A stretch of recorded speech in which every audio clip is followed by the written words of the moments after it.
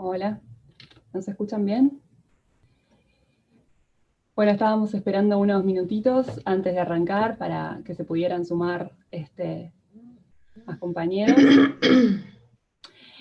Así que bueno, abrimos este espacio dándoles la bienvenida a todos y todas a este primer encuentro virtual organizado por el Movimiento Pedagógico en Defensa de la Educación.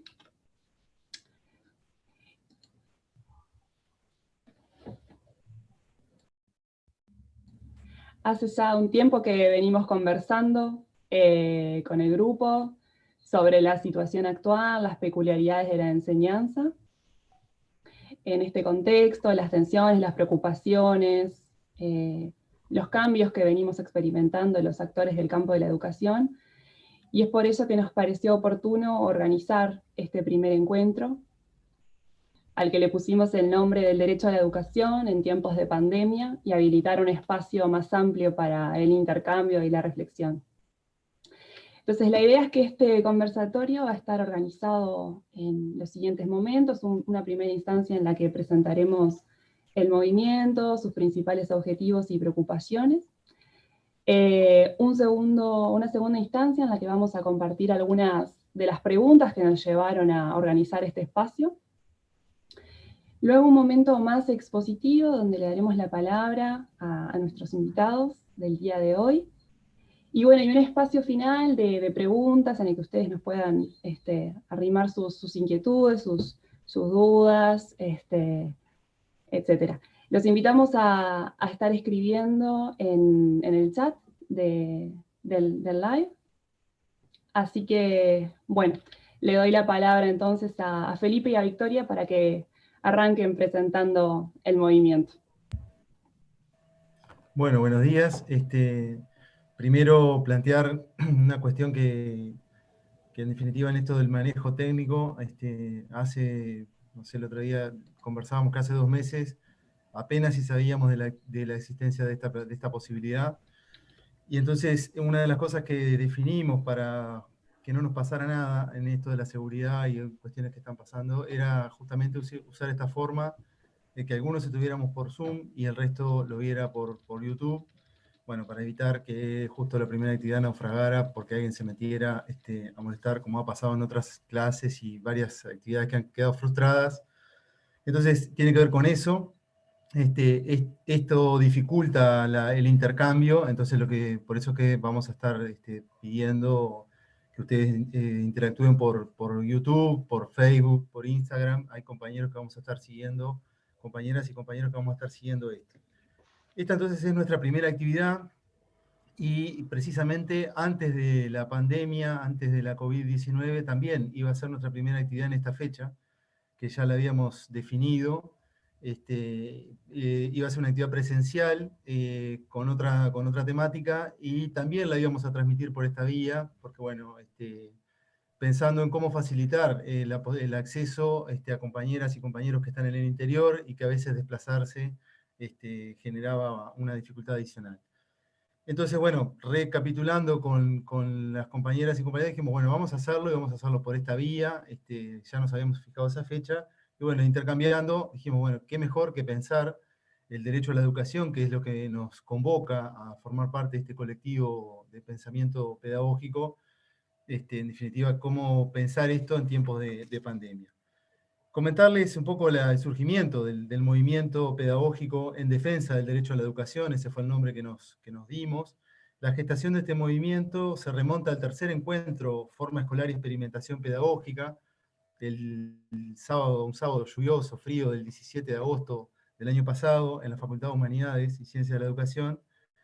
Un conjunto importante de compañeras y compañeros, docentes, educadores, estudiantes, un colectivo muy diverso que se reunió para formar parte de este tercer encuentro, planteó la necesidad de avanzar hacia la conformación de un grupo más amplio, más diverso, que pudiera generar un espacio de reflexión, de investigación, de sistematización en relación a la educación.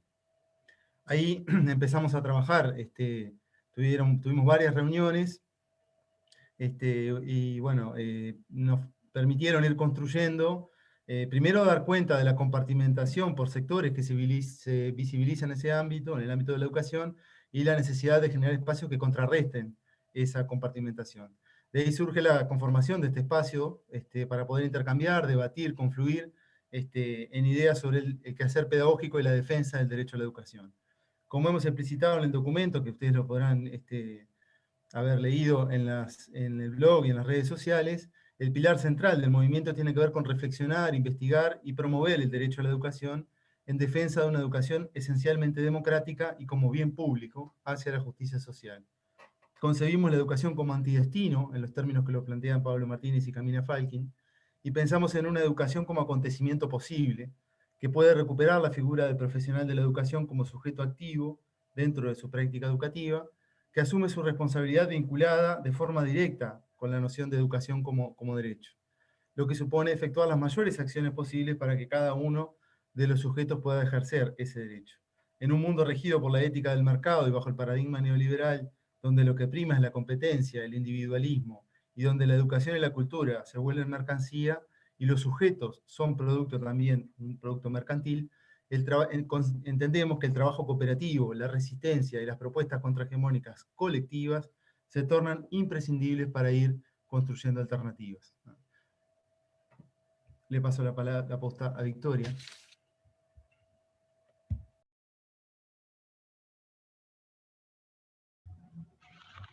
Hola, buenos días, saludos a todos los que están conectados por ahí detrás de la pantalla y gracias por el interés de conectarse y el interés en este conversatorio. Desde este movimiento, para lograr lo propuesto y lo que es explicitado lo que fue explicitado por nuestro compañero Felipe, nos arraigamos fervientemente a dos cuestiones principalmente. La primera tiene que ver con la recuperación de la historicidad de la experimentación pedagógica y también los diferentes vínculos que se establecieron tanto entre la política educativa como los docentes, para poder así analizar las construcciones en las que nos encontramos hoy y cómo también poder resignificarlas y reinterpretarlas. Por esta razón adquirimos explícitamente distancia de lo que tiene que ver con la innovación en educación, porque pararnos de esa vereda implicaría la idea que niega la importancia de la inscripción en una tradición pedagógica y correr el riesgo asimismo de la ahistoricidad. ¿Esto qué significa para nosotros? Bueno, recuperar, resignificar las prácticas y los pensamientos pedagógicos que son parte de nuestra tradición pedagógica y particularmente aquellas que provienen de la escuela rural. Y referenciar también aquellas prácticas que van en ese sentido actualmente, ¿no? Que están siendo llevadas adelante tanto por las escuelas, por los liceos, por los docentes, y que trabajan en forma aislada o que son parte de colectivos o movimientos pedagógicos. Un segundo aspecto principal es que comprendemos que es relevante reconocer, estudiar, jerarquizar cómo los procesos de experimentación pedagógica tienen la potencialidad de construir política desde el cotidiano escolar, como lo plantea en términos de Benassi 2017. Recuperando así los docentes un espacio de proyección, de definición cotidiana, concebida como un trabajo político. Por último, me gustaría agregar, para un poco darle finalización a esta breve presentación, que se reconoce la existencia de otros espacios de este movimiento en distintos ámbitos, así como los colectivos que también buscan alterar la forma escolar a través de su práctica reflexiva, y que la participación dentro de este movimiento es a título personal, pero a la vez se habilita la posibilidad de ser partícipe en representación de otros colectivos que se adhieran a las bases explícitas, que como decía Felipe, están disponibles en las redes sociales, tanto en Facebook, Instagram como en Twitter, y también en nuestro blog. Sin más que agregar, y dejando espacio a la compañera, le paso la palabra a la compañera Irene, para que prosiga entonces con el conversatorio. Bueno, gracias Victoria y Felipe. Queda hecha entonces la invitación a todos los que se quieran arrimar al movimiento, que estén en sintonía con lo que nosotros estamos pensando y buscando. Y en el marco de estas discusiones del grupo y del movimiento es que organizamos este espacio, y ahora Gabriela, María José y Juan Pablo les van a contar un poquito cuáles fueron las preguntas disparadoras, nuestras inquietudes para organizar este evento. Así que Gabriela, María José y Juan Pablo. Bueno, buenos días a todos. El tema que nos convoca en esta oportunidad es el derecho a la educación en tiempos de pandemia. Como educadores sentimos que estamos teniendo pocos espacios para reflexionar sobre lo que estamos haciendo y lo que todavía no logramos en relación a nuestro trabajo pedagógico en este tiempo. Este espacio, entonces, procura compartir un conjunto de reflexiones prácticas y teóricas. Solemos detenernos más a reflexionar sobre las dificultades para el acceso a los recursos educativos en línea y al uso y manejo de estas tecnologías por parte de docentes, referentes adultos, niñas, niños y adolescentes. Sin despreciar estas dos preocupaciones, que por otra parte hoy son sustanciales para participar de lo educativo, teniendo en cuenta además presente que nuestra sociedad está atravesada por la desigualdad y que esto además de evidenciarla la profundiza. En este espacio entendemos necesario desarrollar un conjunto de reflexiones pedagógicas también sobre otros aspectos. Transcurridas 9 semanas desde la presencialidad educativa, desde que fue suspendida, evidenciamos importantes dificultades para el desarrollo de las propuestas educativas y con ello la posibilidad de poner en el acto el derecho a la educación. María José va a hablarnos un poquito de estas otras reflexiones que nos hacemos en este espacio. Bien, bueno, buenos días para todos. Una de las cuestiones que nos planteamos, o de las particularidades que tiene esta nueva forma de trabajar desde la virtualidad, es que lo hacemos desde una forma escolar que necesita ser mediada, a diferencia de cuando trabajamos en la presencialidad.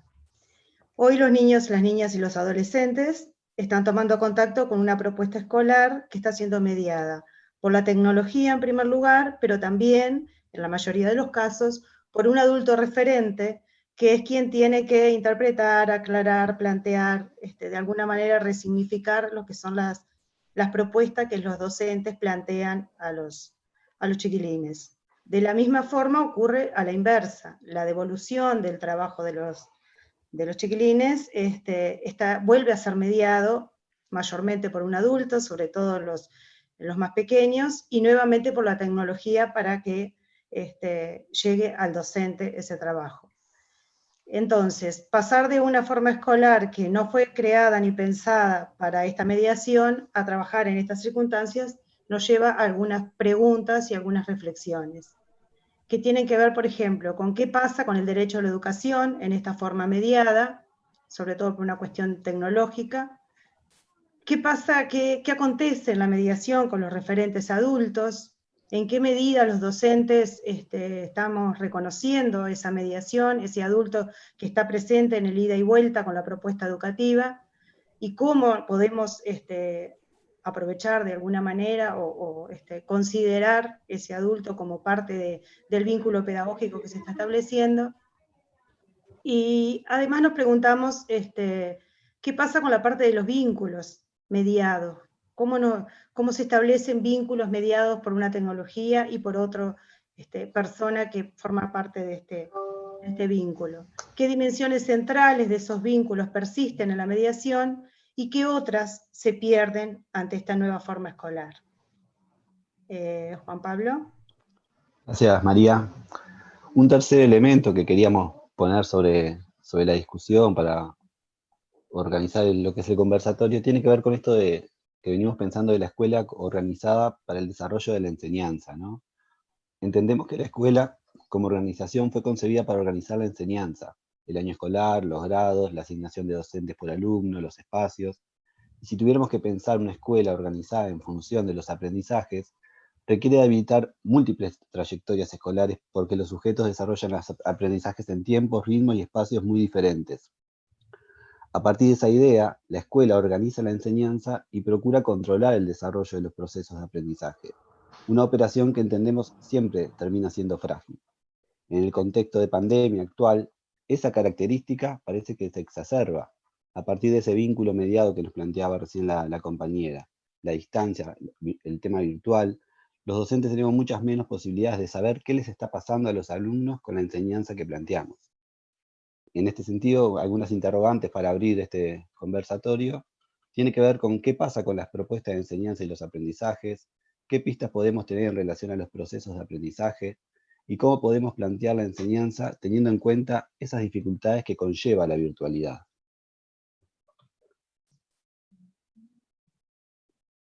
Bien, muchas gracias, Juan Pablo, María José y Gabriela. Como verán, son muchas las interrogantes que tenemos. No es que vayamos a dar respuesta necesariamente de ellas, sino es ponerlas acá en juego y, bueno, nuevamente invitarlos a que todo lo que ustedes quieran volcar en el chat y compartir con nosotros. La idea es esa, más allá de que esta modalidad no permita realmente conversar tan fluidamente como nos gustaría, pero sí habilitar el espacio para que se animen a escribir. Bueno, y ahora le vamos a pasar la palabra a Evangelina, Tania y Noelia, que conforman un equipo de investigación en prácticas pedagógicas alternativas. Es un equipo que se inició en 2017, cuando desarrollaron una investigación financiada por el Fondo Sectorial de Investigaciones de la ANI, y desde ese momento vienen trabajando en la categoría de prácticas pedagógicas alternativas en diferentes campos, como el de la tecnología. Evangelina es maestra, licenciada en Ciencias de la Educación, magíster en Tecnología Educativa, y se desempeña como docente en los institutos normales, en el Departamento Filosófico Histórico Pedagógico, y también es docente orientador en tecnologías. Tania es maestra, magíster en Psicología y Educación, también licenciada en Ciencias de la Educación y docente en institutos normales, e investigadora en el tema de evaluación de habilidades socioemocionales, donde está desarrollando su doctorado. Y Noelia es maestra, magíster en tecnología educativa, especialista en entornos virtuales de aprendizaje, docente de pedagogía e investigación educativa del Consejo de Formación en Educación y docente articulador en la Unidad Académica de Tecnología Educativa. Así que bueno, bienvenidas, muchas gracias por estar y le pasamos la palabra a ustedes. Muchísimas gracias por la invitación. Para nosotros es un placer participar de este conversatorio y con compañeros y amigos además, con los cuales hemos tenido muchos aspectos en común desde los inicios. ¿Se escucha bien así? ¿Sí? Bueno, sí, no toco. Bueno, sí, como bien decía Irene, nuestro equipo lo que trata es de profundizar y de desarrollar un campo de estudio retomando la categoría de prácticas pedagógicas alternativas de Puiggrós, y bueno, y como consecuencia de esta modalidad a distancia, ¿sí?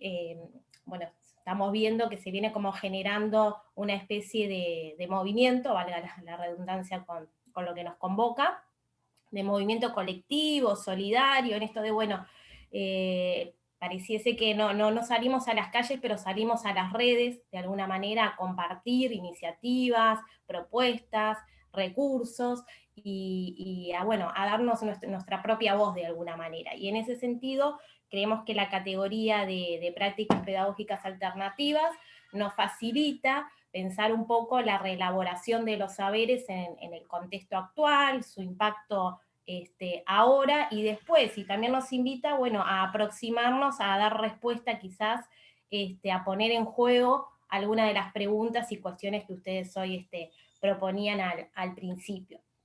Nosotros venimos desarrollando, en el marco de todo este contexto de la pandemia, una especie de trabajo, de documento escrito, donde estamos plasmando algunas de las ideas, de los supuestos, y en eso de evocar, de poner en palabras, queríamos como seleccionar una especie de dimensión de trabajo, de categoría, y recordábamos, si bien es otro el contexto en el que lo plantea Gabriel Gatti, al hacer referencia a Yves Varel, en esto de la necesidad de contar con palabras más fluidas, ¿sí?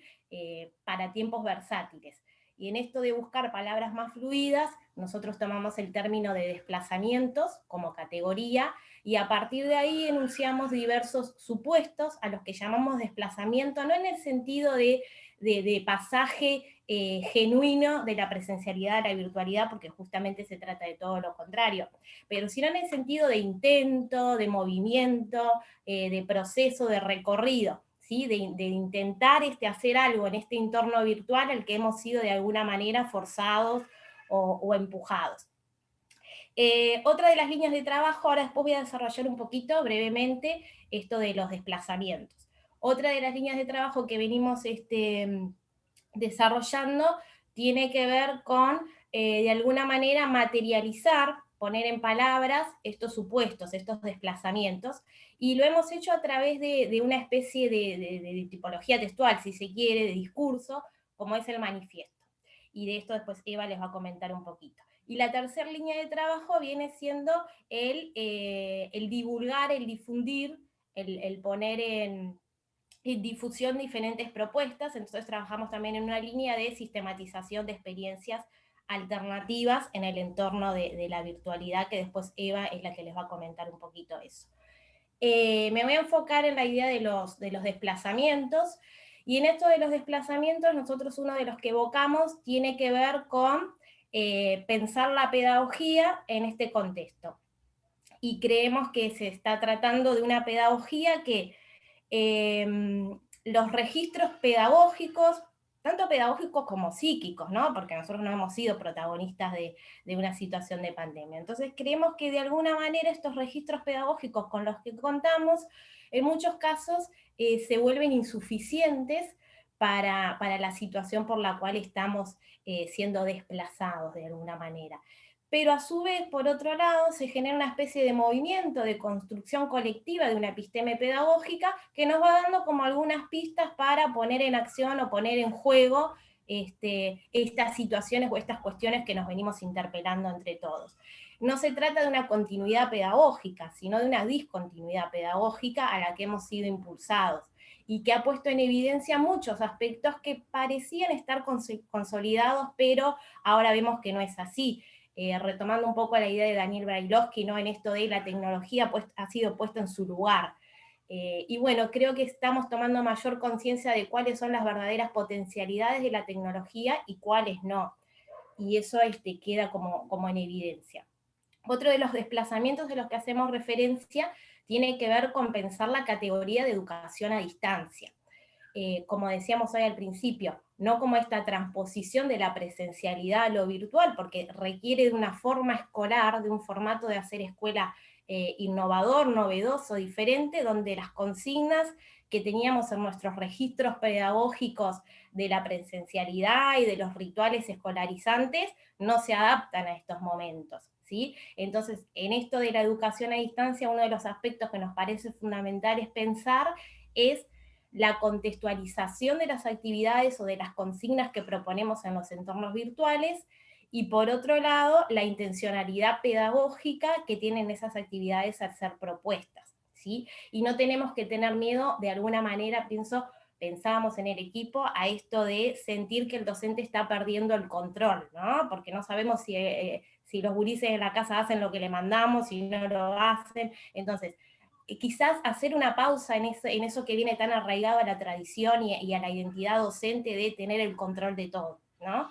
Y pensar las propuestas didácticas desde una idea más de guía, de acompañamiento, no solo al niño, como bien decían hoy, sino a los referentes familiar y a quienes están allí disponibles para acompañar y para guiar al niño en sus actividades. No está mal hacer una pausa en los contenidos curriculares y despojarnos un poco de esos rituales escolarizantes de los que venimos tan arraigados y que ahora parecen perder validez.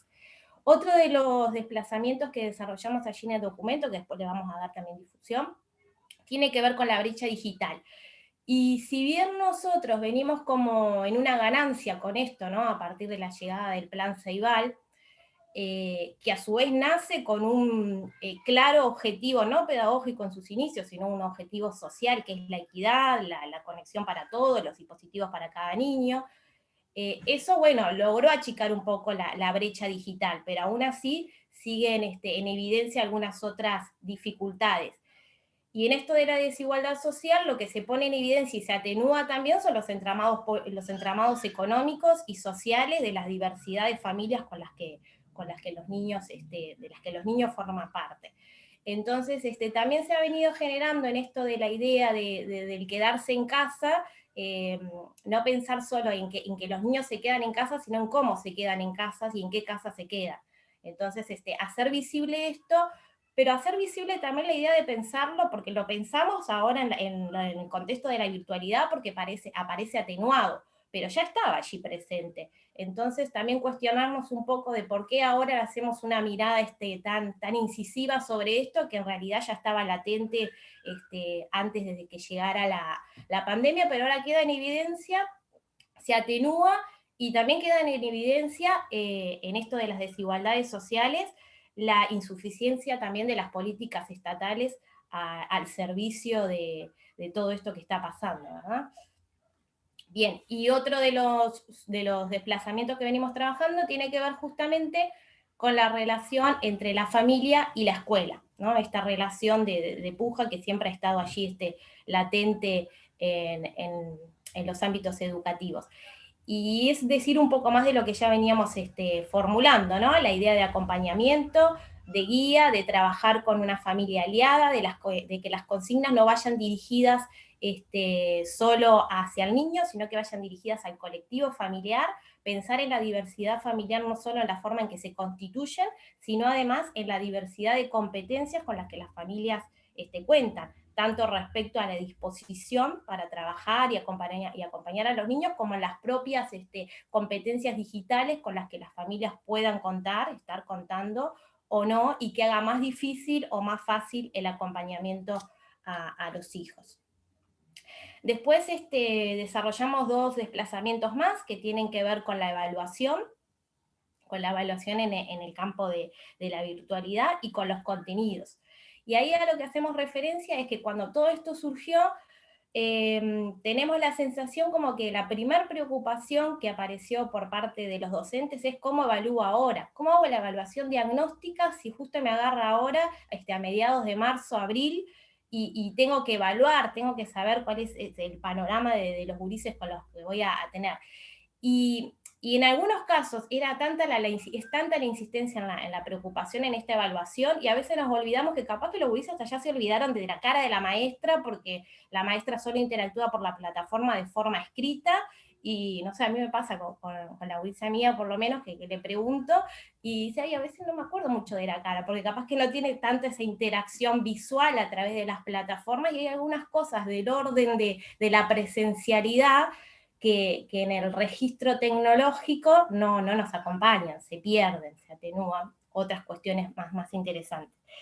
Y en esto de los contenidos, capaz que, bueno, hacer una pausa en los contenidos curriculares, ¿no? No está mal hacer esta pausa que, bueno, nos da como cosa, porque en esto de lo que hablaba anteriormente, ¿no? De la pérdida del control, de sentir que capaz que no estamos enseñando, y capaz que estamos enseñando más que antes, o estamos enseñando otras cosas, y estamos proponiendo en esto de Puigros, ¿no? De saberes socialmente productivos. Capaz que las cosas que hay que enseñar ahora, los contenidos, pasan de ser contenidos a ser saberes humanizantes.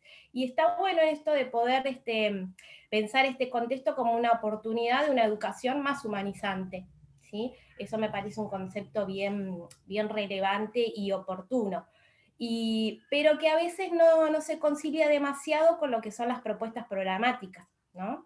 Entonces, en ese sentido, y trayendo esto de que la dificultad muchas veces de la educación a distancia es pensarla en los niveles más chicos, en el escolar y en la educación inicial, nosotros contamos hoy con una propuesta que es el marco curricular para niños de 0 a 6, que es una propuesta más abierta, no es un programa, justamente es una apertura a propuestas de enseñanza, y bueno, capaz que ampararnos un poco en este diseño curricular que no siempre se integra y hasta se desconoce, me parece que nos habilita un poco más a esta idea de pensar en saberes y no en contenidos, y pensar en una educación que humanice. Le doy el paso a Noelia para que les cuente un poquito sobre lo de la idea de sistematización. Hola, buenos días para todos. Voy a compartir pantalla, creo que tengo habilitado esta función. Bien. Como, bueno, compartía Tania, en nuestro grupo de investigación, Prácticas Pedagógicas Alternativas, hemos visto que esta es una categoría con la cual podemos empezar a pensar las prácticas pedagógicas mediadas por pantallas en época de pandemia, y en ese sentido empezamos a generar una sistematización de las prácticas que se están desarrollando en este contexto. Consideramos que son prácticas pedagógicas alternativas, en el sentido de que, bueno, no son prácticas pedagógicas presenciales, y tampoco son alternativas también a las prácticas pedagógicas pensadas para una educación virtual propiamente dicha, con todas las características que ésta supone. Entonces se están generando en los colectivos docentes microprácticas, microexperiencias, invenciones cotidianas, que tienen mucho valor y que nosotros a través de esta sistematización proponemos pensarlas, analizarlas, darlas a conocer para aportar a esta coyuntura de excepcionalidad. El instrumento de recolección de datos que hemos diseñado es un formulario que está disponible en nuestra página de Facebook, Prácticas Pedagógicas Alternativas, que también empezamos a difundir entre nuestros colegas, a fin de empezar como ya a tener como una visión de por dónde pensar estas prácticas pedagógicas alternativas. Los ejes en los cuales nos centramos para recolectar los datos tienen que ver con los desplazamientos que Tania estaba señalando y se relacionan a los medios que se están utilizando para el desarrollo de estas propuestas pedagógicas. Perdón, Noelia, ¿le podrás dar pantalla completa? Porque sabes que si no, no se lee bien. Ah, bien. Perdón. Sí, sí. Ahí se lee mejor. Bien. A la frecuentación, a la caracterización de estas propuestas, a la relación familia-escuela, la evaluación y las características del teletrabajo docente.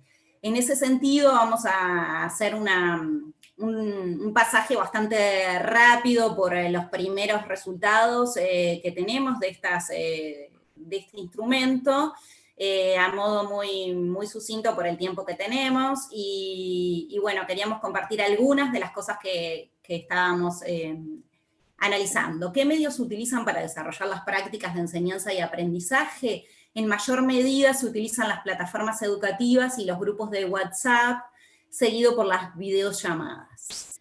Las dificultades que nos compartían los compañeros docentes sobre la mediación de pantallas se sitúa. El 45% de los docentes nos explicaban que la principal dificultad es el acceso a Internet. El 30% de los docentes que participaron en esta encuesta ponen foco en las competencias digitales de las familias y de los estudiantes para poder desarrollar las propuestas en lo que es una plataforma, lo que implica manejar archivos, subir un trabajo, descargar alguna consigna, trabajar en distintos formatos. Las potencialidades en la mediación de pantallas, principalmente la mayoría hacen foco en que lo que nos está posibilitando esta mediación es la posibilidad de continuar el vínculo con alumnos y con familias, y entre otras que nombraban también se encuentra la diversidad de recursos educativos digitales que tenemos en la web, la potencialidad de las plataformas educativas institucionales y el acceso fácil a gran cantidad de información. Los dispositivos que utilizan los alumnos para poder desarrollar las propuestas, en mayor medida se está usando el celular, seguido del cuaderno, en tercer lugar la ceibalita y en cuarto lugar la computadora que tienen en casa. En cuanto a la frecuentación de las propuestas, la mayoría de los docentes está enviando a sus estudiantes entre 1 a 5 propuestas semanales. Lo que se está priorizando en el desarrollo de estas propuestas tienen que ver con el vínculo entre la familia, el estudiante y el docente, seguido por la apropiación de los contenidos curriculares y el desarrollo de lo lúdico.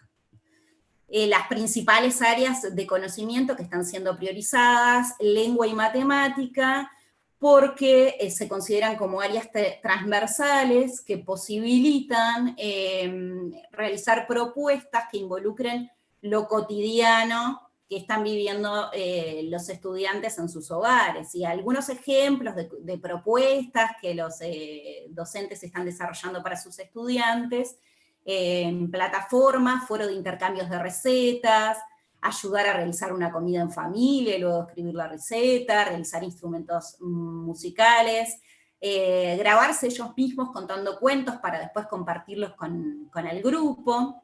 En cuanto al acompañamiento de las familias en estas propuestas, el 30% de los docentes nos manifiesta que las familias están muy presentes, el 20% nos manifiesta que es muy variable y en el mismo grupo depende de cada familia y hay mucha variación en cómo se acompaña a los niños. 20% de los docentes nos plantean que las familias no están acompañando los procesos de enseñanza y de aprendizaje. En cuanto a la evaluación, el 45% de los docentes que han contestado hasta el momento esta encuesta plantean que no es un momento adecuado para realizar una evaluación, mientras que el 25% nos cuentan que lo central es evaluar la participación, el compromiso de los niños y de las familias. En cuanto al teletrabajo docente, que nos parecía que también era en este sentido clave para analizar la coyuntura actual, preguntamos sobre cuáles han sido las principales dificultades en el cambio de trabajo presencial al teletrabajo. El 45% de los docentes lo que nos plantean es el aumento en la dedicación horaria que implica esta nueva modalidad. El 25% resalta que no se puede reemplazar el vínculo presencial mediado por pantallas. Comunicarse con todos los alumnos está siendo un problema para el 20% de los docentes. Hay alumnos que están quedando por fuera de esta modalidad de trabajo. La falta de competencias digitales, un 5%, la falta de recursos en las familias. Y finalmente, como para terminar brevemente, lo que hemos sistematizado hasta el momento, nos importaba recuperar cómo se están sintiendo los docentes frente a esta situación.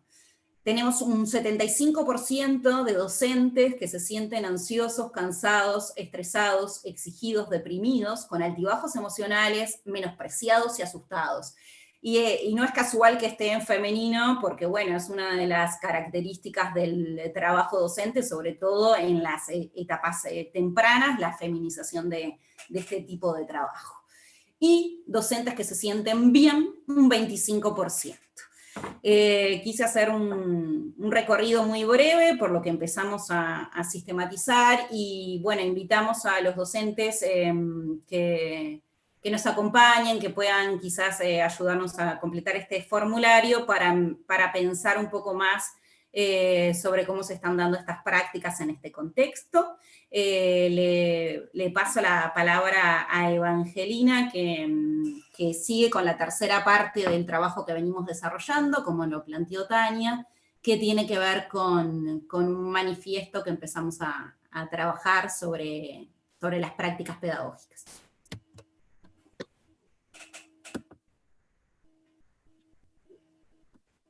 Bien, hola, buenos días. Como decían las compañeras, este manifiesto, digamos que oficia como materialización en algunas nociones o supuestos de estas categorías que hemos venido trabajando a nivel teórico, que tiene que ver con las prácticas alternativas, los desplazamientos, ¿no? Y desde este doble lugar de mamás, de pequeñas y pequeños que están en la escuela, en primaria, y de educadoras, ¿no? Que se nos presenta como, digamos, esta distancia como novedad, ¿no? Alteración a nuestras prácticas, digamos, y también una incertidumbre, porque justamente estamos habituados a unas prácticas presenciales, fuertemente configuradas por un tiempo, por un espacio y por unos cuerpos que en este momento y esta coyuntura no está. Y también bien podríamos decir que está atravesado por justamente lo que plantea este movimiento que nos ha invitado, que tiene que ver con el derecho a la educación siempre y máxime en estos tiempos, ¿no? En este sentido, este manifiesto planteamos 20 supuestos, de los cuales por el tiempo vamos a hacer foco en 2, pero en realidad queda en la página del movimiento y en nuestra página para seguir compartiendo y que puedan, pensarlo desde aquí y seguir pensándolo todos juntos, ¿no? El punto 1, nosotros planteamos que la educación a distancia no implica el desplazamiento de la presencialidad a la virtualidad, ¿no? No es pasar lo que hemos planificado en principio para la presencialidad a la virtualidad, sino que constituye algo nuevo, novedoso. Es momento de pensar alternativas pedagógicas, mediadas por pantallas, donde el foco esté en lo vincular y en el desarrollo de habilidades y competencias para el siglo XXI, considerando las potencialidades y limitaciones propias de la virtualidad, ¿no? Poniendo foco también lo que compartían algunos compañeros y compañeras del movimiento, justamente esta cuestión vincular, ¿no? También enfatizamos en este manifiesto, por un lado, en la cuestión central de las familias y, por otro lado, justamente en no renunciar hoy menos que menos, digamos, en esta cuestión del valor ético de nuestro quehacer docente, de sostener, de acompañar a estos niños y a estas familias que, como planteaba Tania al principio, no son homogéneas, sino que son bastante heterogéneas, y en esa heterogeneidad en realidad lo que estamos poniendo foco es en las desigualdades en realidad, ¿no? Las desigualdades que tienen que ver con las competencias y con las habilidades de las familias, y también de las desigualdades a nivel material, de la disponibilidad de Internet, de la disponibilidad de los dispositivos. Entonces, hoy más que nunca es necesario ser flexibles, ¿no? Y pensar nuestras propuestas en clave a poder llegar a todos, ¿no? Y bueno, y culminamos este manifiesto con el punto 20, que queremos compartir también, que alude a la educación escolar a distancia en tiempos de coronavirus. Es una oportunidad para poner el foco en otras experiencias humanas. El disfrute del juego en familia, participar en la cocina, inventar opciones frente al aburrimiento y poder compartirlo entre pares por medios virtuales. El vínculo entre familia y escuela se vuelve central y es una oportunidad para reforzar así como para lograr una mayor empatía entre ambos actores. Confía en los beneficios de enlentecer los procesos de enseñanza y aprendizaje, en esto de poner foco no tanto en los aprendizajes de contenido, sino de otras habilidades que justamente contribuyan a esta humanización, ¿no? que planteaba también al inicio Tania, ¿no? Tal vez nosotros lo pensamos, lejos de ser una limitante, es una buena oportunidad, esto que está aconteciendo a nivel, digamos, pedagógico, para justamente repensarnos desde lo social, repensarnos como pedagogos, como educadores, y repensar ese formato escolar y esos rituales y supuestos que subyacen tradicionalmente nuestras prácticas, ¿no? Y bueno, culminar agradeciéndoles esta oportunidad a todos ustedes y al movimiento, y bueno, plantearles que tanto este manifiesto como el documento que hemos redactado en relación a los desplazamientos, así como la encuesta de sistematización que permite sistematizar las prácticas que están desarrollando los distintos educadores, están disponibles o van a quedar disponibles bueno, en nuestra página de prácticas alternativas, prácticas pedagógicas alternativas, y en la página del movimiento. Así que sin más, bueno, muchas gracias.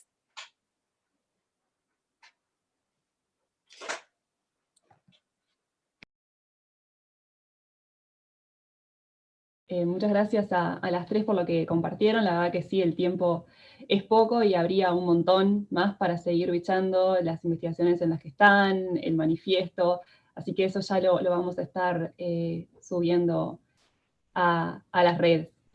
Bueno, Bueno, y ahora le damos la palabra a Pablo Martínez, que es licenciado en Ciencias de la Educación, magíster en Educación y doctor en Ciencias Sociales por Flaxo, profesor titular del Departamento de Pedagogía, Política y Sociedad del Instituto de Educación de la Facultad de Humanidades y Ciencias de la Educación.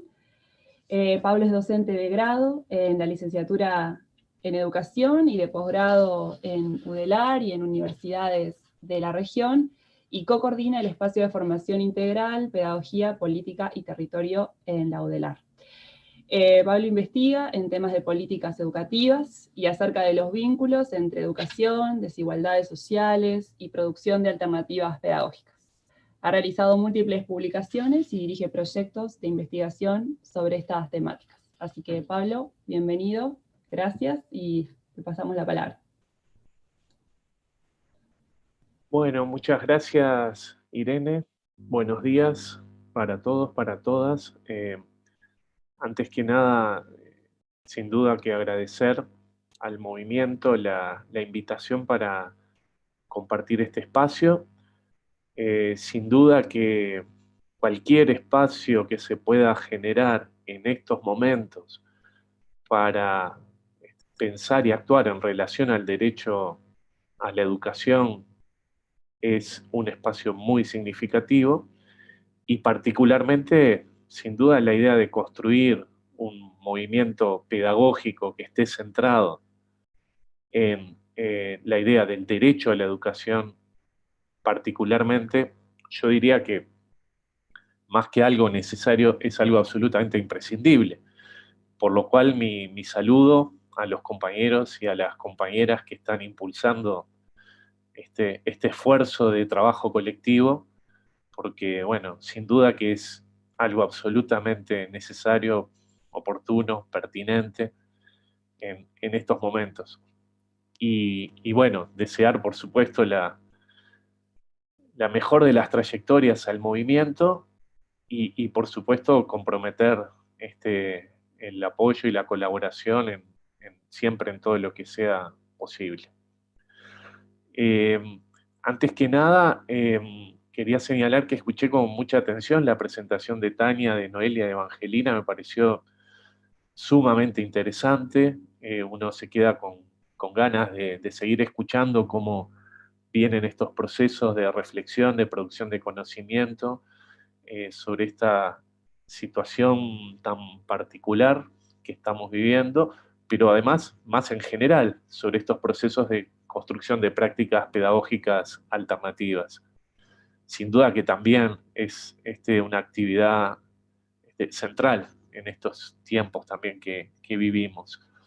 Yo voy a hacer referencia en algún momento a algunas de las cuestiones que ellas plantearon que me parecen ciertamente sustantivas.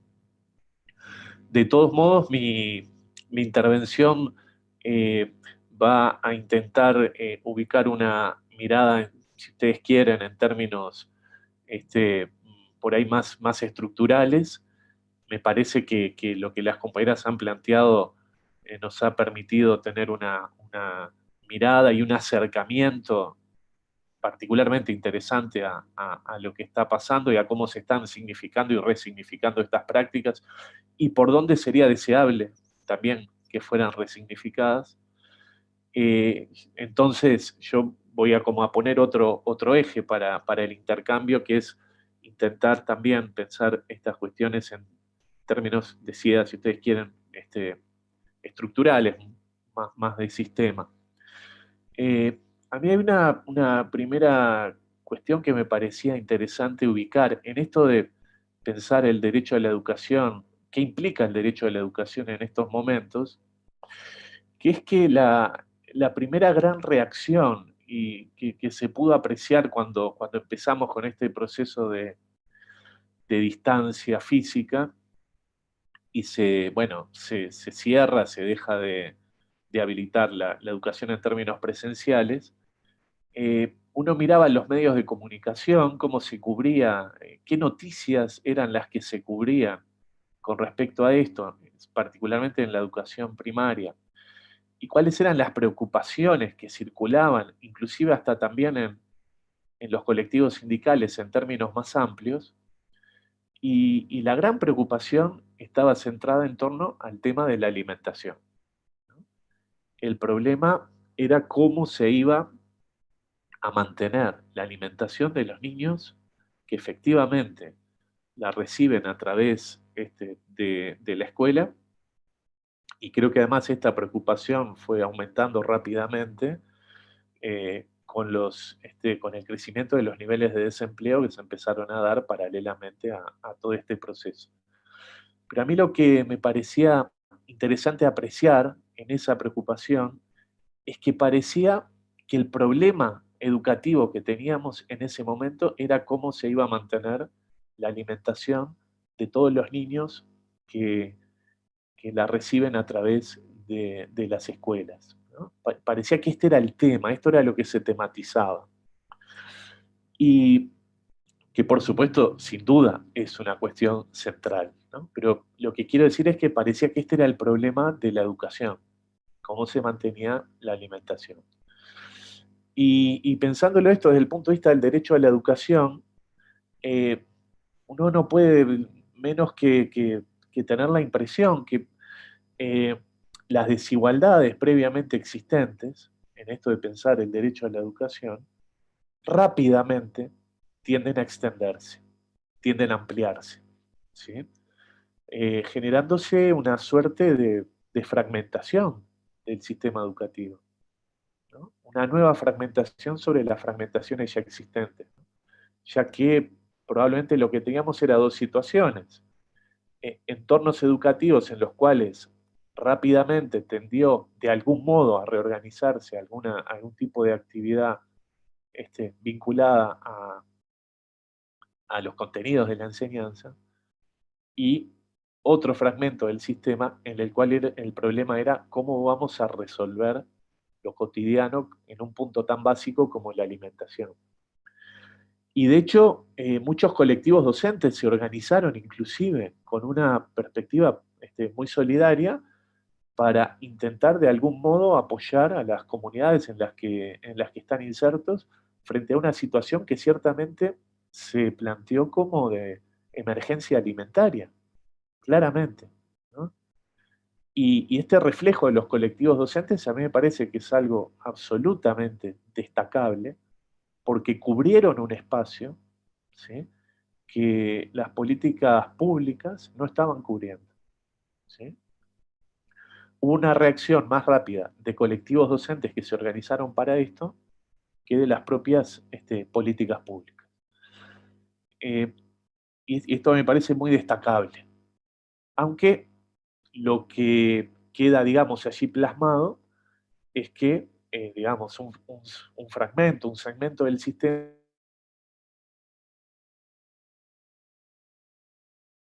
mientras que en otros ámbitos esto no era un problema y esto estaba solucionado ya a priori. Entonces, quiero decir, se reimprime, se superpone una desigualdad sobre una desigualdad ya existente. Y esto ciertamente es complejo en términos de la satisfacción del derecho a la educación. Porque allí, digamos, lo que uno debería plantearse, o por lo menos hay una reflexión que se habilita a partir de esto, que es cómo se reconfigura la relación educativa en términos, ¿sí?, de una forma de relacionamiento que articula dos grandes componentes: el componente del cuidado del otro y el componente de la enseñanza, ¿sí? Y la relación educativa, como sabemos, debería poder articular ambos componentes, ¿sí? Pero seguramente a lo que asistimos en un primer momento es a distintas formas de reconfiguración de la relación educativa, ¿sí?, en las cuales en algunos casos lo que hubo que reforzar fue el componente del cuidado, ¿sí?, y entonces el componente de enseñanza ciertamente se ve afectado, y en otros casos, si bien también hubo que hacerlo, esto estuvo mucho más vinculado también a la preocupación por el acceso, por la transmisión del conocimiento. Este me parece un punto inicial, o sea, en esto del derecho a la educación en tiempos de pandemia, bueno, una primera clave de lectura es que lo que trae la pandemia como efecto fuerte es probablemente la suma de una nueva desigualdad sobre una desigualdad ya existente. Si además pensamos que esos niños que inicialmente había que atender y sobre los cuales hay que preocuparse en términos de su alimentación, están a su vez insertos en contextos familiares donde en muchísimos casos se pierden las fuentes laborales que sostienen a esos hogares. Ustedes saben las cifras altísimas que tenemos de seguro de paro, que solamente abarcan a quien tenía un empleo formalmente registrado, ¿no? Bueno, multipliquen eso en el terreno del ámbito de la economía informal y efectivamente la pandemia en sí misma produce una profundización de las desigualdades preexistentes. Y entonces la educación, lógicamente y naturalmente, no va a estar por fuera de esto. Y aquí un segundo elemento que me interesa destacar es que en verdad esta es una tensión que ya preexiste en las prácticas educativas, ¿no? Esta de la tensión entre el cuidado y la enseñanza y situaciones en las cuales hay que reforzar el cuidado y esto puede ir en detrimento de formas de enseñanza. Mientras en otros segmentos del sistema educativo rápidamente se reconfigura la enseñanza y tenemos otro problema que es quizás el exceso de tareas, el exceso de exigencia, etc. Pero como segunda cuestión, a mí me parece que resulta importante que podamos, digamos, reflexionar desde quienes estamos preocupados por estas cuestiones en la posibilidad de reubicar el lugar de la educación, que es un trabajo permanente y constante que tenemos que estar realizando, ¿sí? Porque nuevamente empiezan a circular discursos en la sociedad que asignan a la educación, a la escuela, en términos más generales, responsabilidades que ciertamente exceden su función en la sociedad. Y sobre esto me parece que hay que pensar y hay que estar atentos frente a cualquier lectura o perspectiva romántica acerca del papel de la educación y de la educación formal en estas situaciones. Y vaya si en eso hay que ciertamente poner el acento, y esto lo planteaban, me parece a mí muy claramente las compañeras, en las formas de vínculo con las familias que sabemos que en muchísimos casos están pasando situaciones muy complejas, que tienen que ver con resolver su vida cotidiana en términos tan simples como el de la alimentación. Y ciertamente aparece la tensión, que es una tensión muy de quienes estamos en posición de educadores, que es interpelar a la familia. La familia no está apoyando, los padres no están apoyando en el desarrollo de las tareas, etc. Esto me parece que es una cuestión también que hay que poner entre paréntesis, ¿no? Es un discurso que ya existe educativo, pero me parece que hay que ponerlo entre paréntesis en esta situación tan particular. Entonces, un tercer punto, y por eso yo decía una lectura más estructural, a mí me parece que hay que poner en eje y en circulación, reubicar cuál es el lugar del Estado, ¿sí?, en este marco de educación en tiempos de pandemia, ¿sí? También, por esto de, por un lado, no ir a un discurso que individualiza en los docentes y entonces ellos son los que tienen que hacerse cargo de una serie de cosas, sino también cómo desde la política pública se tiende a atender estas situaciones. Y hay que señalar una cuestión, que es que más allá de todas las dificultades que yo planteaba previamente, hay una órbita en la cual el rol del Estado en las últimas décadas, quizás en la última década más particularmente, ha sido clave, que es en el de la disminución de la brecha digital y el acceso a componentes para la educación digital en términos universales, ¿no? Y que eso es una ganancia que tiene que ver con el lugar del Estado, que hoy por hoy tiende a visualizarse como algo que está colaborando en estos procesos de educación a distancia. Pero al referirme al lugar del Estado, no puedo dejar digamos, de traer a colación, porque es parte del contexto de la educación en tiempos de pandemia, las transformaciones a la estructura institucional y conceptual de la educación que se están planteando actualmente a través de la ley de urgente consideración. Me parece que es un componente que incide también en cómo se va organizando y se va reconfigurando este proceso. Es parte del contexto. Quiero decir, pensar la educación en tiempos de pandemia es también pensar los cambios que en tiempos de pandemia se están proponiendo y se están discutiendo con respecto a la estructura y con respecto al concepto de educación y con respecto al lugar del Estado en el desarrollo de las acciones educativas. Creo que es parte esto de la reflexión también de un movimiento pedagógico que piense el derecho a la educación, ¿sí? Todo esto complejizado por el contexto particular que estamos viviendo, ¿sí?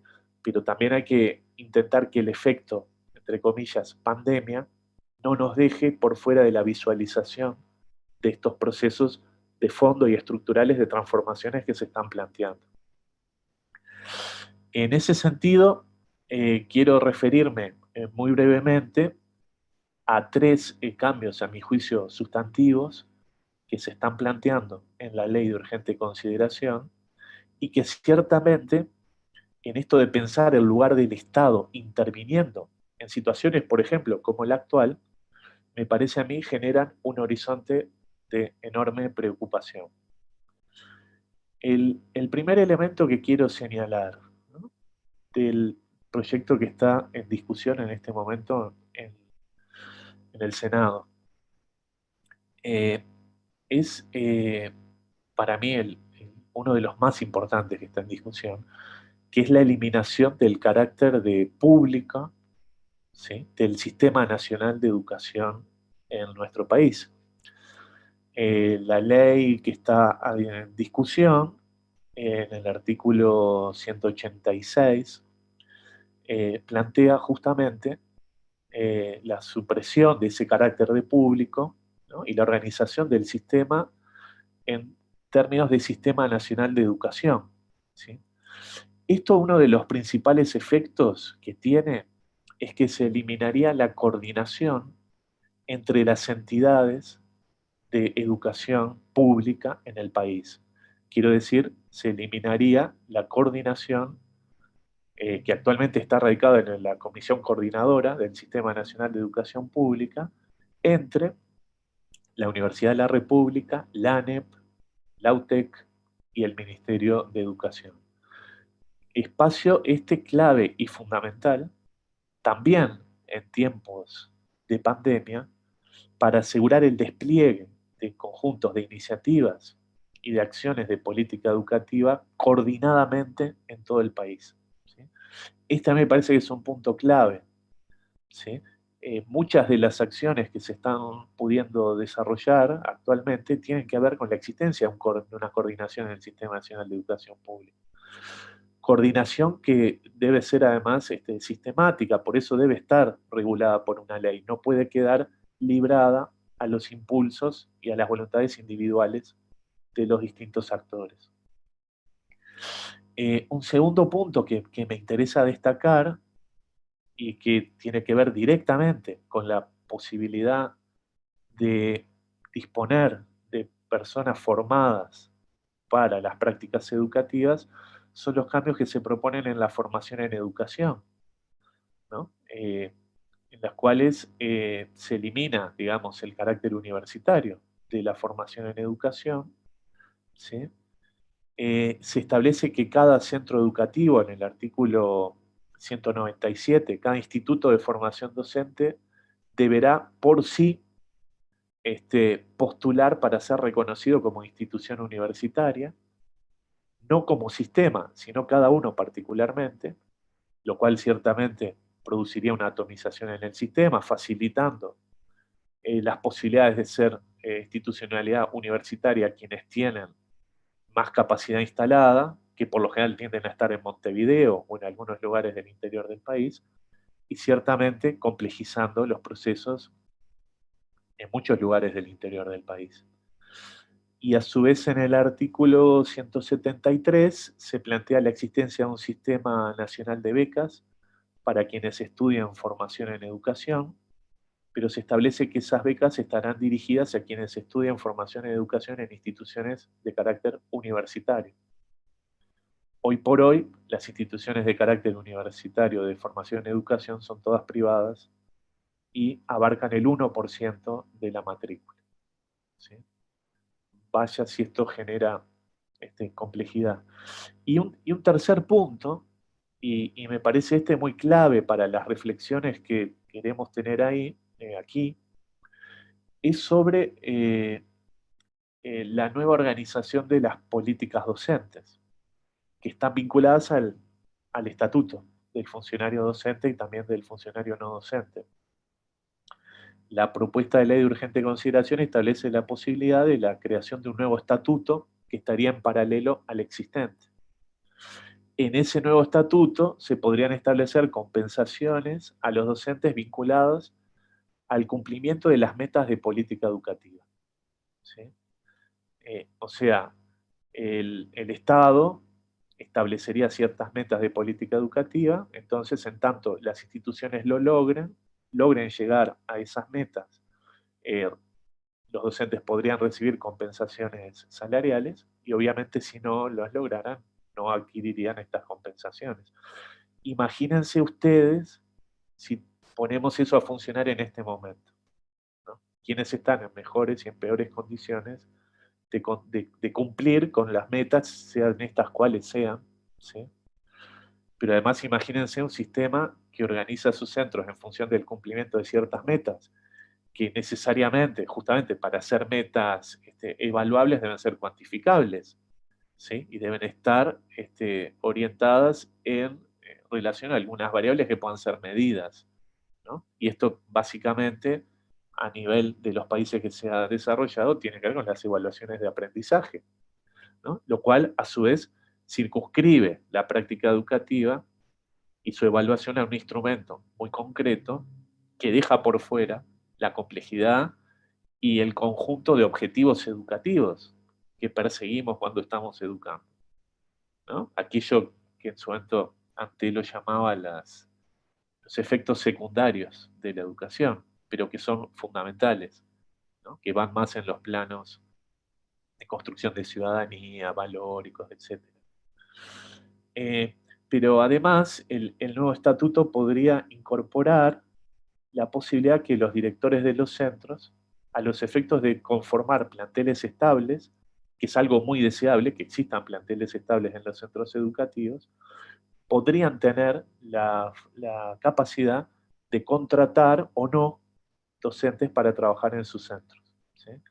Lo cual nos generaría una idea de centro educativo organizada en función de un actor, director, no solamente como un líder pedagógico, sino como un gerente de una empresa que está habilitado a contratar o despedir docentes.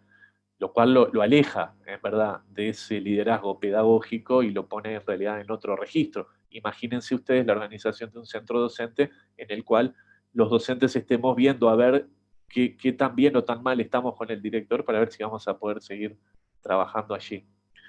Imagínense entonces, por esto yo también lo traigo, este conjunto de transformaciones serían, yo creo, constituirían particularmente una realidad muy regresiva en la organización de la educación en nuestro país y muy regresiva en términos de educación pública, pensarlas además particularmente en este contexto, si nosotros tuviéramos que enfrentar un contexto como este, con esas reglas de juego, bueno, sin duda los efectos serían mucho más complejos. Traje esto porque esto también tiene que ver con el contexto de las discusiones que actualmente están en curso y hacen al derecho a la educación en tiempos de pandemia y hacia el futuro. Y tienen que ver con un componente con el cual a mí me parece que tenemos que estar atentos y reflexionar mucho, que es un conjunto de medidas, de concepciones en torno al papel del Estado en la educación, que justamente lo que parecen estar de algún modo deconstruyendo es la idea de Estado como garante del derecho a la educación, y por eso en la idea del Estado como garante del derecho a la educación, la idea de educación pública es fundamental, porque es la educación pública la que garantiza el derecho en términos universales, ¿sí? Y esto no tiene ninguna connotación peyorativa para la educación privada, que está habilitada constitucionalmente. Lo que sí quiero decir es que es la educación pública la que garantiza el derecho en términos universales, ¿sí? Estos movimientos que se está planteando que urgentemente se puedan aprobar para la educación uruguaya, parecen correr el rol del Estado al rol de un prestador de un servicio educativo en igualdad de condiciones entre las instituciones públicas y las instituciones privadas. Por lo cual es un elemento ciertamente complejo en términos de garantizar el derecho a la educación. Es una nueva concepción del rol del Estado como prestador y no como garante, ¿sí? Y esto se asienta, o uno podría plantear, por supuesto, no es que la ley diga esto, es, digamos, una lectura que uno realiza pensando el derecho a la educación en este entramado, en una concepción social fuertemente centrada en el individuo, ¿sí? No en el colectivo, ¿sí? En una lectura individual, ya sea del sujeto como emprendedor, un emprendedor individual ante un mercado que ordena todos los procesos, que esto tendría que ver con una lógica neoliberal, como con una idea de individuo que existe en un contexto en el cual se le da centralidad a los valores de la familia, en detrimento de la intervención del Estado, y a la decisión de los padres sobre los hijos en detrimento de las intervenciones educativas institucionalmente organizadas, que esto sería una lectura en clave conservadora, ¿sí? Y tenemos las dos claves de lectura circulando en el nuevo proyecto, digamos, que uno puede leer o entender que se organiza frente a la educación. Por eso, para cerrar, pues me parece que ya los tiempos están cumplidos, me gustaría retomar la idea entonces del derecho a la educación en tiempos de pandemia y en general, como la necesidad de un Estado garante, ¿sí? Que se ubique desde una visión de la sociedad en términos de colectivos y no en términos de sujetos individuales, ¿sí?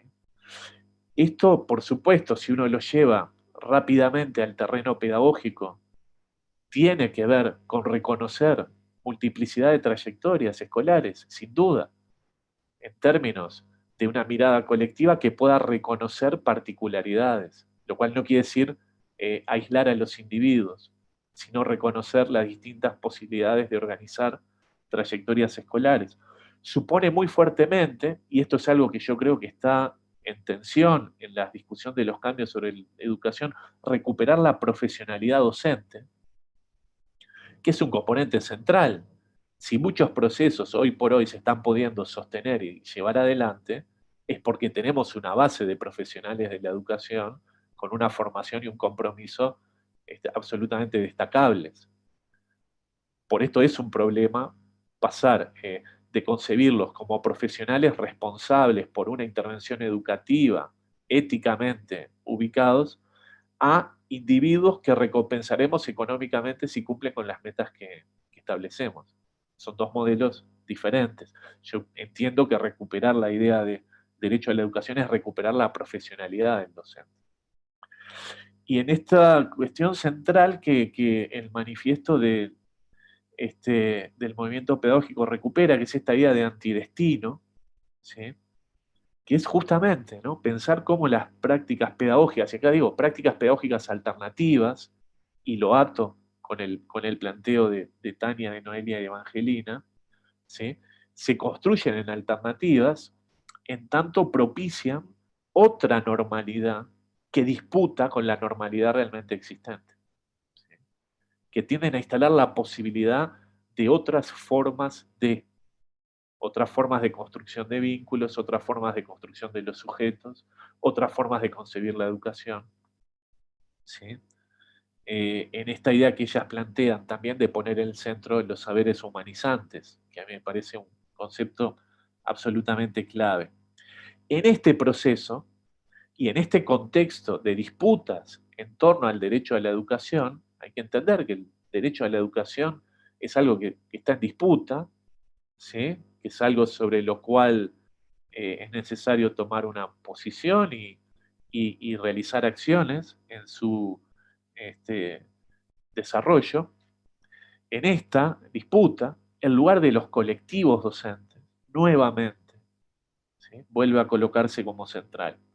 Los colectivos docentes a nivel de centro educativo, quiero decir, no un director que resuelve sobre el colectivo, sino el colectivo en sí mismo organizando, que esa es la base de una transformación educativa, por supuesto con un liderazgo pedagógico, pero en el marco de un proyecto colectivo, por esto es central la cuestión de los colectivos docentes y la cuestión de la sistematización de las prácticas y la producción de conocimiento sobre estos colectivos, algo con lo cual el movimiento pedagógico está muy comprometida, y la idea de los colectivos en términos más amplios, como, por ejemplo, efectivamente el movimiento pedagógico.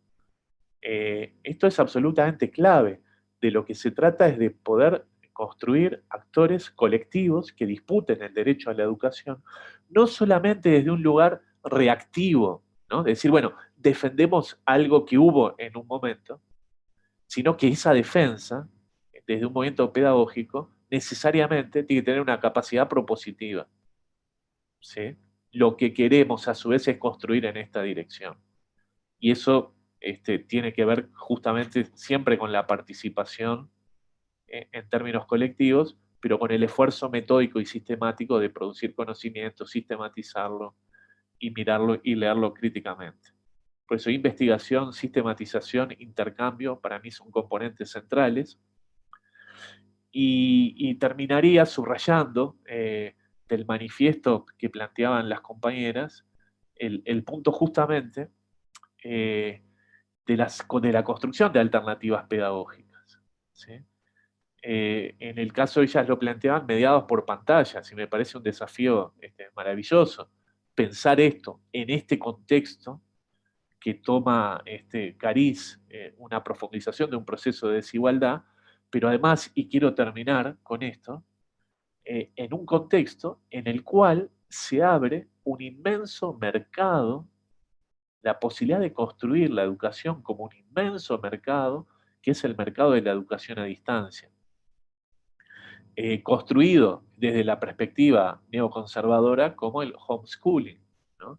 Ustedes saben, uno de los ejes de las reformas educativas que se están dando en Brasil, bueno, en el marco que Brasil está viviendo, es justamente el impulso de lo que ellos llaman la escuela domiciliaria, ¿no? El homeschooling, con una inversión económica por parte de una serie de empresas privadas en términos multimillonarios por capturar ese mercado, ¿sí? Esto me parece que es central, que nos desafía como educadores preocupados por la construcción democrática de la educación, esta construcción de alternativas, que pongan en un lugar central la responsabilidad del Estado y con esa responsabilidad del Estado, nuestra responsabilidad ética como educadores comprometidos con un proyecto pedagógico que es un proyecto necesariamente de garantizar en términos universales que todos puedan acceder a la educación que se merecen y a la cual tienen derecho por el simple y mero trámite de ser parte de una sociedad en términos democráticos. Creo que ahí es uno de los desafíos que me queda. Y bueno, dejo por acá agradeciendo la invitación y bueno, deseando también fructífero trabajo al movimiento. Muchas gracias a todos y a todas.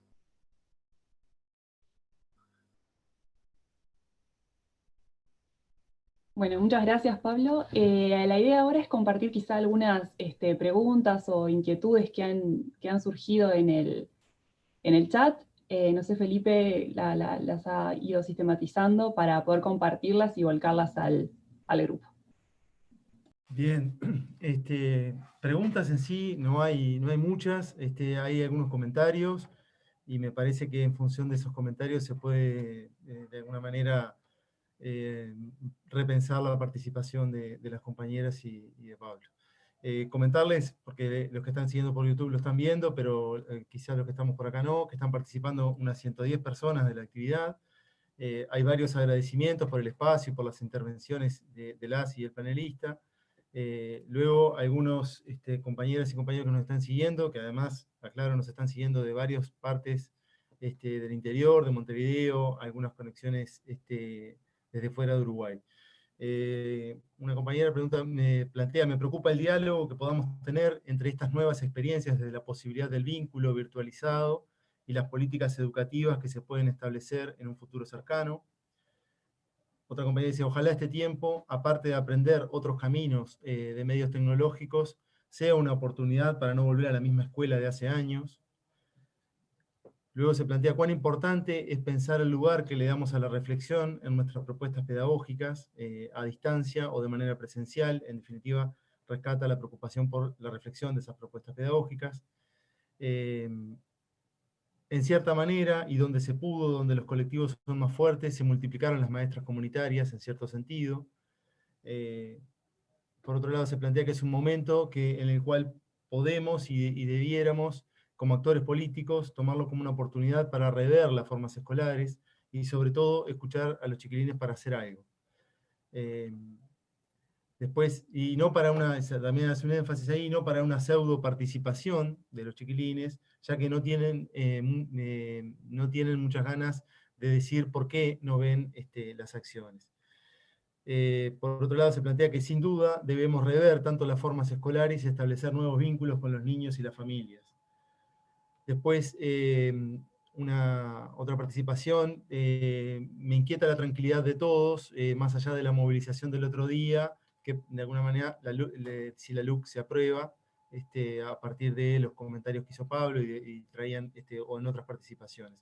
Me pregunto respecto a lo que mencionó Pablo sobre el rol de la escuela y los docentes en la sociedad, ¿cuál es el límite o barrera a trazar en cuanto a tiempos pedagógicos en tiempos de virtualidad?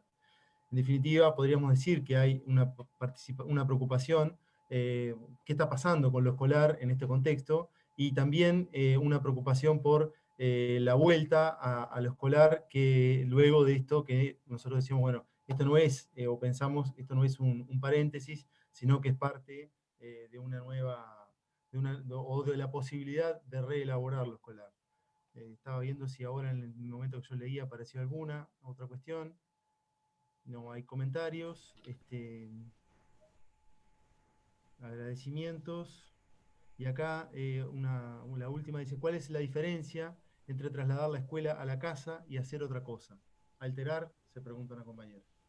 Capaz que a partir de esto damos una segunda vuelta a las compañeras y a Pablo y seguimos pensando.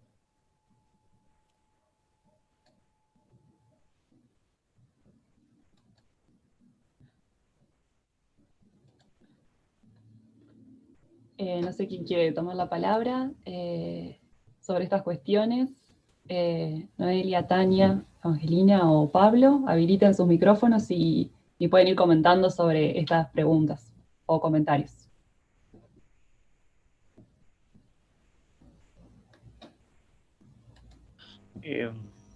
Bueno, muy brevemente, y le paso la palabra a las compañeras, porque había ahí una referencia a la cuestión de los tiempos pedagógicos en tiempos de virtualidad. Yo creo que hay algo que nos ha pasado a todos los que nos hemos debido reconvertir en nuestra función docente, y lo hemos conversado con muchísimos colegas, que es que todo nos lleva mucho más tiempo. ¿No? Adaptar las prácticas de enseñanza, adaptar las clases, lograr un vínculo que personalice, ¿no? Que de repente en las instancias presenciales se resuelve mucho más rápidamente, pero en estas supone diálogos que siempre son particulares, consultas por diversos medios, etc. a mí me parece que ahí hay un punto, ¿no? Que es también hasta en qué dimensión, digamos, la posibilidad de lo educativo se sostiene sobre las espaldas de los docentes. Y ahí yo creo que ha habido como dos claves, ¿no? Que quizás deberíamos encontrar un equilibrio.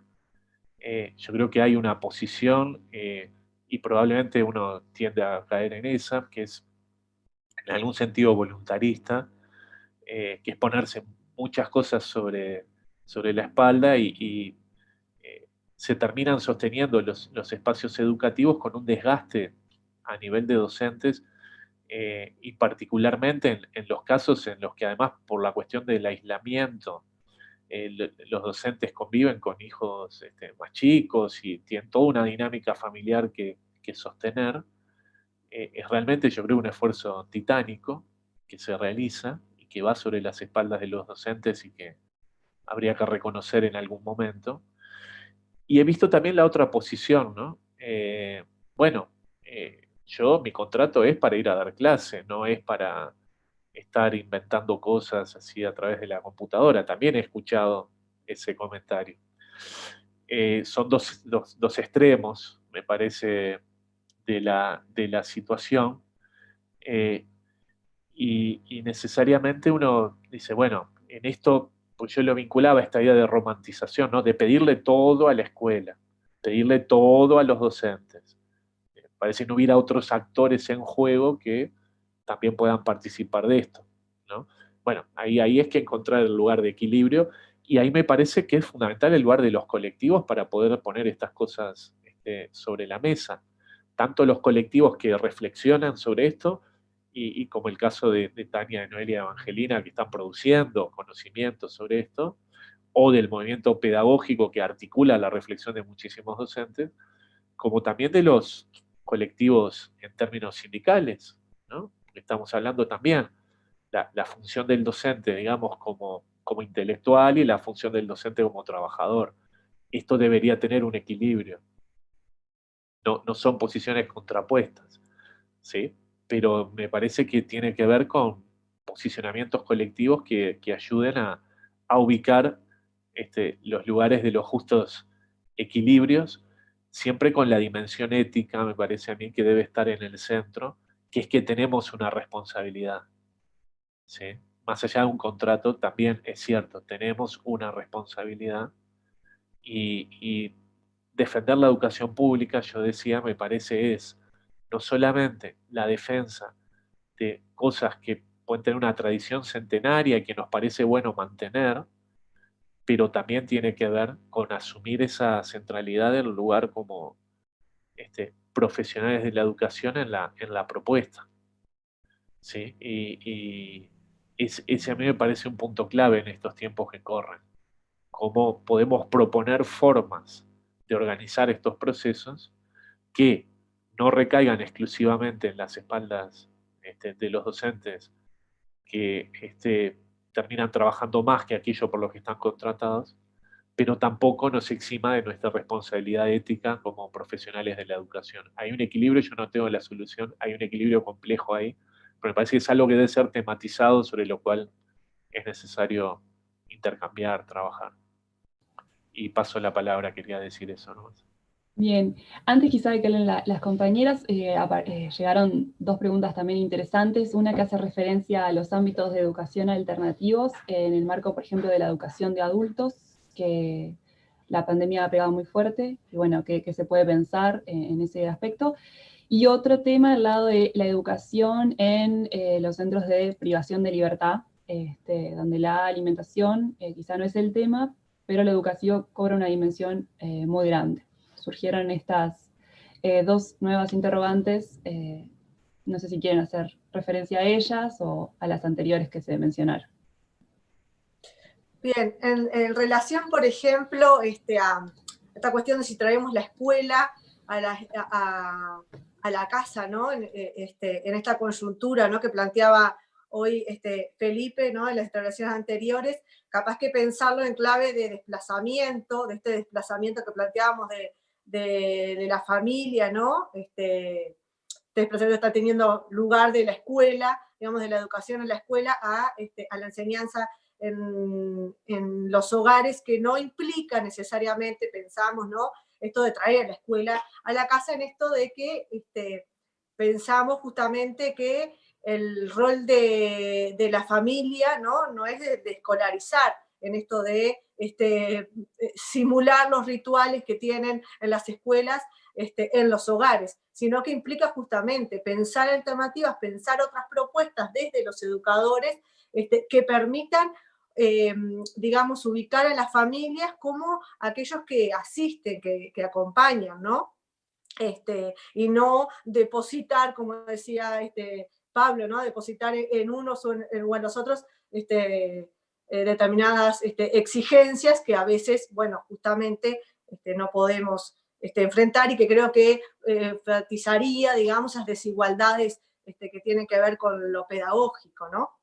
Después, con respecto a esto último que planteabas, nosotros en realidad, con respecto a la educación, privados de libertad, no hemos, bueno, por lo menos desde la interna del grupo no lo hemos pensado. Sería interesante pensarlo desde allí, ¿no? Y por otro lado, lo que planteabas o sea, que por ahí no podríamos aportar ahora nada, porque en realidad no hemos reflexionado.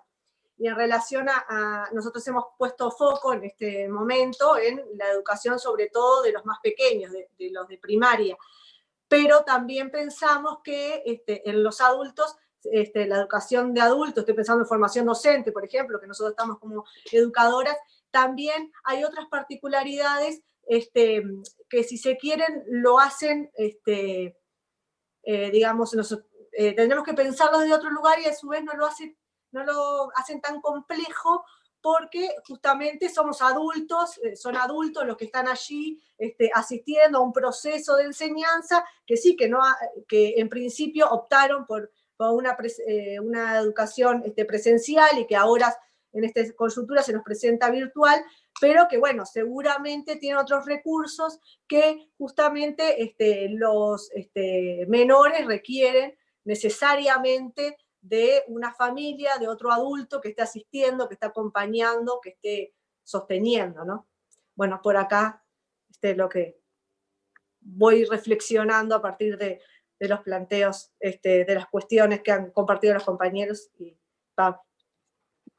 Bien, quería agregar algo a lo que estaba diciendo Evangelina sobre esta coyuntura, sobre la particularidad de esto de llevar la escuela a casa, que es lo complejo que resulta tanto para los estudiantes como para los docentes, y sobre todo para los docentes que tenemos hijos a cargo y que estamos a cargo de lo que es la teleeducación y el teletrabajo. Entonces, todas estas cuestiones se complejizan, y quería permitirme leer un párrafo de un trabajo que presenté hace poco, que me parece que un poco también está sobre la mesa, y que une varias reflexiones, también la de Pablo, sobre qué pasa con el derecho a la educación en este contexto, en el que estamos todos con la cabeza en otras cosas que nos demanda el teletrabajo, y no podemos dejar por fuera estas cosas que están pasando, la ley de urgente consideración, y a los docentes como actores fundamentales del derecho de la educación pública. Entonces, reflexionar sobre el teletrabajo docente desde las características fundacionales del mismo es volver a pensar sobre las desigualdades entre hombres y mujeres, sobre el lugar de los cuidados que ocupan la profesión docente, que hoy parece llevarse como la centralidad, la tarea nuestra como justamente brindar cuidados, sobre el derecho de los estudiantes, pero también sobre el derecho de los docentes. Es poner sobre la mesa cuánto la sociedad delega a la escuela a través de los docentes, y sobre cómo se los cuida a los docentes. Hoy están sosteniendo el derecho a la educación, una educación pública como derecho social, y luchando en nuestro país contra políticas de mercantilización y privatización, en medio de una pandemia, en situaciones estresantes, en las que la sincronicidad de tiempos y espacios se han colado en el territorio más íntimo, que es nuestro hogar. Entonces acá hay un montón de factores que están complejizando mucho, y que, bueno, no tenemos respuestas, tenemos preguntas, y tenemos como estos espacios para pensarlo. Por eso quería compartir esa reflexión en donde entran un montón de variables, en el que traer el trabajo a la casa se complejiza muchísimo más, y en donde es un momento coyuntural también políticamente muy importante, que no podemos perder el foco de los docentes como actores políticos y defender el derecho a la educación como sociedad. Quería complementar un poco lo que dijo Eva con esta reflexión.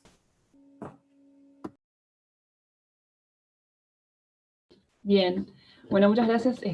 Siguen llegando comentarios de agradecimiento por el espacio, por la posibilidad de formar colectivos docentes fuertes y habilitar espacios de reflexión.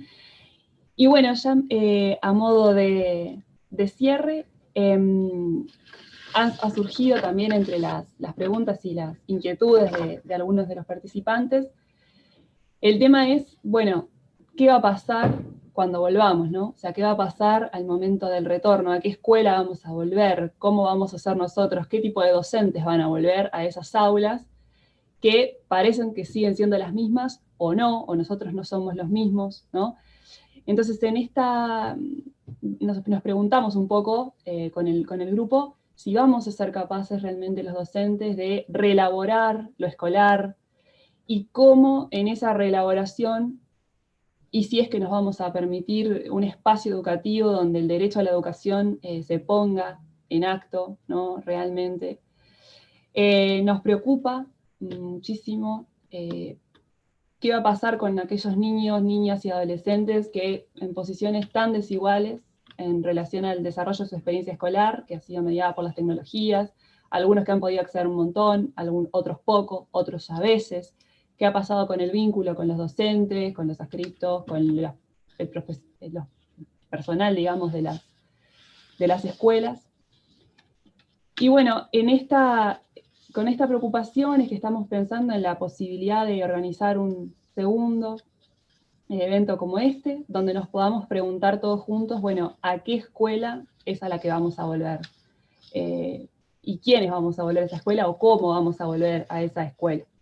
Entonces, aún no tenemos una fecha para este segundo evento, pero bueno, ya tiramos la idea para que, bueno, los que estén interesados nos puedan acompañar en esa segunda instancia, que se va a abrir como también espacio de reflexión entre distintos actores de la educación.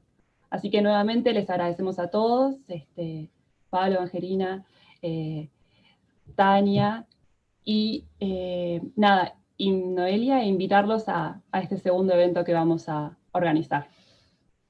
Así que bueno, nos despedimos y ojalá nos veamos pronto. Irene, una cuestión que sí. Nosotros hicimos circular un formulario de evaluación de la actividad que van a ver que va a quedar colgado en las redes, también como una posibilidad más de seguir recopilando réplicas, en definitiva, comentarios, reflexiones, y además poder establecer un contacto con ustedes también a los efectos de comunicar próximas actividades y recibir inquietudes que ustedes puedan ir planteando. Ahí vamos a subir ya subimos los materiales de las compañeras y el formulario también que ellas hoy estuvieron comentando. Bueno, nos despedimos entonces. Muchas gracias a todos por estar presentes. Gracias.